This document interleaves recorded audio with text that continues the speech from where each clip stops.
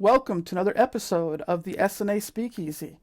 Today we are going to talk about the issue of tobacco in Japan. I think most people understand that tobacco is bad for you, hmm but why is it something that we should take so seriously, though, especially in Japan? I mean, what is it that eating chocolate's bad for you? So why not? So, why do we focus so much on smoking? Well, I think there's several aspects. The first of all, I think most people who don't work in the area of tobacco, who are not doctors or nurses, they just don't realize the massive scale of the impact. So in the world, people are getting shocked because we're getting into the hundreds of thousands of corona deaths, but we have about 8 million tobacco deaths tobacco-related deaths every year in the world. Plus, so that's why already there's the very first public health treaty, the Framework Convention on the Tobacco Control, was created to address this very massive health impact. Of course, tobacco is not only has a health impact, but also a massive environmental impact through the cultivation, manufacture, and in post-consumption waste. And as a result, it's a very massive economic impact as well. So that would be the first thing. The other thing is, unlike chocolate or anything else, there's no legitimate use. In other words, there's no safe level of use of tobacco. Any use of tobacco is injurious to health, period. So that differentiates it from alcohol or almost any other, practically any other kind of drug where people could use it conceivably in moderation. You know, the in Japan, we're looking in every country in the world almost. Tobacco is the number one preventable cause of death. In Japan, we're looking at 150,000 people dying every year from tobacco-related illness. People may question that figure, so where does it come from? Well, that's the latest burden of disease from the Lancet. I mean, there's varying targets. I mean, of course, this, it's it's really strange in the area of public health, you where, you know, I guess the joke in the tobacco control world is, you can fight malaria and it's not difficult because nobody ever asks what do the mosquitoes think, what do the parasites think. But in the world of tobacco, yes, we're constantly being challenged on the veracity of everything by a group of liars. Uh, it, it, it would be comical except for the severe impact of it. But this also is, yeah, it is kind of, there are varying figures because the Japan Ministry of Health has its own statistics. Those are somewhat lower, but not extremely lower. They also recognize the Japan Ministry of Health also recognizes 15,000 people dying every year from passive smoking, which is outrageous, I think. Well, you got to draw that out. Passive smoking means that these are non-smokers who are killed by smokers. Precisely, precisely. So Yeah. 15,000 people a year in Japan dying who are non-smokers because of other people's smoking habits.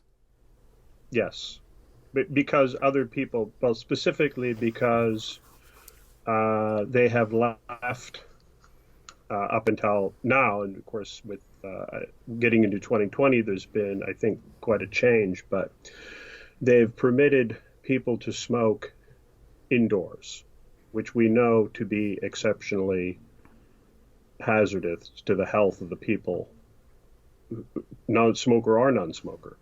in who are going to be in those buildings. I think what people don't realize on that is it's exceptionally difficult to remove or contain cigarette smoke. And in fact, the National Association, the engineering consensus is that the only effective means to control this toxin or carcinogen is to have no smoking. All right. So let's talk a little bit. You mentioned a little bit that things are beginning to change in 2020. What is changing and how significant is it? Um, well, it's been kind of difficult to measure because well, what had come in, what's on the national level, starting from the uh, the health promotion law was revised in 2018, and kind of the enforcement of it has been staggered. So in 2019, in the summer of 2019, finally, all public universities, all universities, all schools throughout Japan uh, no longer have smoking indoors, although outdoor smoking areas are still permitted. All government off and also all government offices and all hospitals,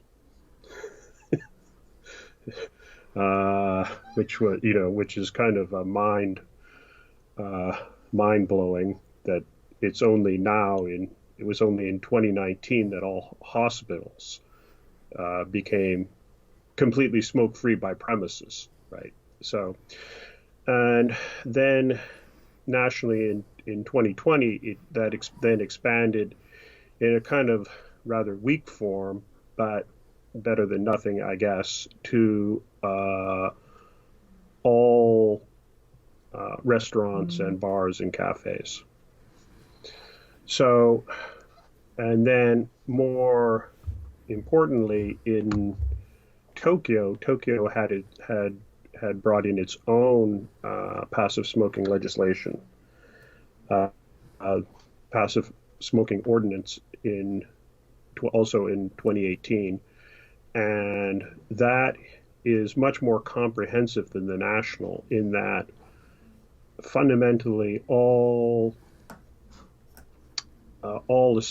establishments with employees have to take measures for secondhand smoke protection. Unfortunately, some of those measures include having smoking rooms. So it's not perfect, but I guess it's a good start. And so, what will be the next steps? I mean, now that there has been some laws to restrict smoking, are we going to see this continue further? What about the has there been a role for private groups? Has there been any change in social customs on this issue? Well, yes, I think that's a very important measure because what people usually often say to me is, well, we've told the smokers that smoking is bad for them. They still don't get it. And, like education is not particularly effective. What is effective is the cultural norms which surround smoking. So when smoking is prohibited indoors, this is worldwide. The experience has been, and this is the other point I would like to make that I should make about this smoke-free policies. This is the most successful public health policy in the 21st century. So this has already been recognized that it has been successfully implemented now in 55 countries, and that continues to increase. And remaining bulk of countries have varying degrees. There's no country there's very few countries left where you can just basically smoke anywhere you want, like you said, back in the like back in the 70s or something. Um, yeah, but the future in Japan is, I would say, uh, uh, first of all, the focus on uh, secondhand smoke protection. But there is a lot of work to be done from the whole what we refer to as the Empower model. So the Empower model is the model suggested by the World Health Association, for which is The World Health Organization? yes, the Okay. World Health Organization. Yeah, WHO, okay. yeah, which you know, ironically, the Trump made some noises that he wants to cut all the money to it. And one of the people who would be very supportive of that is, of course, the tobacco industry, because World Health Organization presents a great threat to their continuation of their business. Uh, but I guess so. Anyway, the Empower model of the World Health Organization is one, monitor. So we monitor the enforcement of tobacco-related policies. But the P stands for protection from secondhand smoke. The O is to offer assistance in smoking cessation. So we offer, particularly what's been found effective, which we don't have in Japan, is a helpline. That's been found to be very effective, particularly in the United States. Then the W stands for warning, and Japan has the lowest level of warnings in the world. Recently, many countries have come to adopt Australia's standard, which is the plain package. So in that case, all the packaging consists of is essentially there's a brand name, and then there's what's called pictorial warnings. So in other words, some picture of somebody who's developed some kind of smoking-related illness, which are many, and then and nothing else. So there's no additional branding on it other than just the brand name. And that was pioneered in Australia. It's very effective. Now been brought into my home country, Canada, also in the UK. But in Japan, we have, although they've increased the amount of package, the amount of now the warnings take up 50% of the package. But they're very different from the warnings in other countries. Both in one, obviously, they're not graphic, they're not pictorial, but beyond that, the message is very hard to understand. In other words, they would say something like, smoking will increase your chance of having myocardial infarction by 1.7 times, instead of saying smoking causes heart attack. Oh, and then it also has a ULR. It starts out by saying epidemiological studies have found that smoking increases your chances of having myocardial infarction by 1.7 times. So in other words, these are not directed to the average person so that they could understand really the risk. And also when the smoker looks at that, they can just block it out of their mind. This is another way that people strangely don't believe that these pictorial warnings work, but the studies show quite the opposite, because the smoker is regularly seeing it, and then it also has a very strong effect against initiation. This is the other problem that warnings address. And then the E is this is a huge issue in Japan. The E is to enforce advertising bans. So in Japan, this is a very tricky area, because they have given over, the government allows the tobacco industry to set the standards for advertising.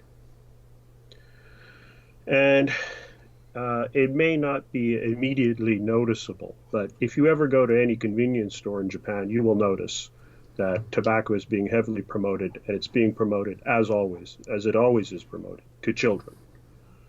Uh, you know, they they need the next generation of smokers. This is what they call it in the tobacco lingo. They call them replacement smokers. We call them children. The tobacco industry calls them replacement smokers. And then finally is the other route is raise taxes. And also in Japan, compared to now, I think in Australia, it's 24 Australian dollars for one pack of cigarettes, which is something like almost maybe 2,000 yen, I think. In Japan, obviously, it's about, for most cigarettes, still about 500 yen a pack, which, if you consider in Japan generally kind of minimum wage would be like 800, 1,000 yen. It's still very easy for young people to buy cigarettes. So yeah, it needs a full prong approach.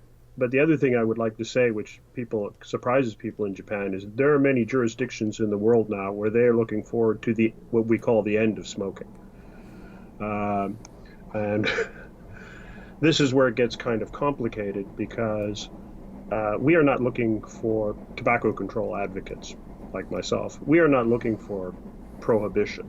That would not be the ideal endpoint. The endpoint is where we no longer, I mean, people may consume tobacco, but fundamentally they're doing it, not because there is an agenda being driven by an industry which is based in deception, concealment, and interference. So, for example, in California, in Finland, and a couple other places, Australia, currently the smoking rate has gone down to about 10% of the population. So basically, it's considered in tobacco control circles, if we could get down to 5%, probably then eventually the use of tobacco would disappear completely. So you mentioned earlier on that there is a tobacco monopoly in Japan called JT. You didn't give the name, however, JT. So is JT on board with these issues to eliminate tobacco usage in Japan and then to move it out of restaurants and other public facilities? And if not, what is their strategy to keep the industry alive? Well, I mean, Japan Tobacco is no different. All the tobacco companies are the same, just because they were not named in the heading of the tobacco suit against the tobacco companies in the United States, United States versus Philip Morris, which showed the tobacco companies to be, very simply put, they're a group of liars.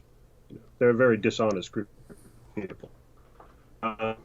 And they've got their own little spin on it, but fundamentally, they are, well, I guess they're different in the sense that being in Japan, they have never had any of the large scale lawsuits or health settlements that we've had in a very recent one in Quebec, where JT in Canada, JT McDonald is what the company is called. So, people ask me if, I'm saving the lives of my own citizens by fighting Japan Tobacco here in Japan, but, they were bankrupted asked for relief from their creditors due to a very large settlement, a very large lawsuit award given in Quebec.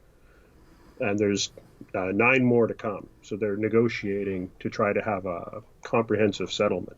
But in Japan, there's never been anything like that. So they're a little more old school compared to their competitors, which is Philip Morris is the number one, and then British American Tobacco. But very few people know. I mean, they have worldwide control, mostly usually outside of the United States for brands such as Winston's, which is the second largest selling brand in the world. So JT does, you're saying, controls this JT, brand? Okay. yeah. Winston's, Camels, Benson and Hedges, Natural American Spirit. So they have very top brands, including their own brand, which has been renamed as Elvis, previously known as Mild 7 Light. They had to change the name because So hold on. Natural American Spirit is actually owned by the Japanese monopoly. they're marketing it outside of the United States. Yes. Okay. So in other words, it's popping up with names and brands and whole images which people would never associate with Japan. Oh, yeah. Well, what you would have to understand there is the most profitable part of Japan Tobacco is Japan Tobacco International, which is headquartered in Geneva.